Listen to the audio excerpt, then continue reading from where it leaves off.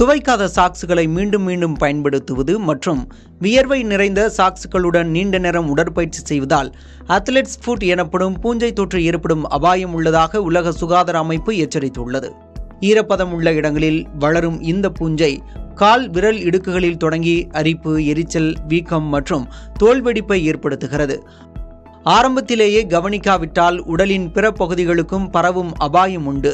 இருப்பினும் பூஞ்சை எதிர்ப்பு களிம்புகள் மூலம் ஆரம்பகட்ட தொற்றை எளிதில் குணப்படுத்தலாம் என பொதுநல மருத்துவர் சுந்தரராமன் தெரிவித்துள்ளார். பேசிக்கா ஹைஜீன் உடம்புல எல்லா இடத்துலயுமே ரொம்ப முக்கியம். ஒரே உடைய திரும்ப திரும்ப போடாதீங்க, உள்ளாடைகளை போடக்கூடாது. அதே மாதிரி தான் காலுக்கு போடக்கூடிய சாக்ஸும் ஒரு உள்ளாடை சேர்ந்த வகையை சேர்ந்தது தான்.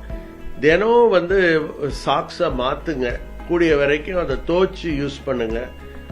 யூஸ் பண்ற அந்த சாக்ஸை காட்டன்ல இருக்கட்டும். ஸோ அப்போ இந்த ஈரப்பதத்தை உறிஞ்சக்கூடிய அளவுல இருக்கணும். ஸோ ஒன்னே திரும்ப போடும் பொழுது நிச்சயமா அந்த ஈரம் தங்கி அதுல உங்களுக்கு ஃபங்கஸ் வளரும். இந்த ஃபங்கஸ் வளருன்னா கால் மட்டும் இல்ல, கையில உடம்பு ஃபுல்லா கூட வரலாம். அத்லெட்ஸ் ஃபுட் தொற்றிலிருந்து தப்பிக்க நைலான் சாக்ஸ்களை தவிர்த்து பருத்தி சாக்ஸ்களை பயன்படுத்த வேண்டும். சாக்ஸ்களை தினமும் மாற்றுவதோடு துவைக்க வேண்டும். உடற்பயிற்சிக்கு பிறகு உடனே சாக்ஸை மாற்ற வேண்டும். கால்களை எப்போதும் சுத்தமாகவும் ஈரமின்றியும் உலர்வாக வைத்திருப்பது அவசியம். புதிய தலைமுறைக்காக ஒளிப்பதிவாளர் சந்துருவுடன் செய்தியாளர் வீரகுமார்.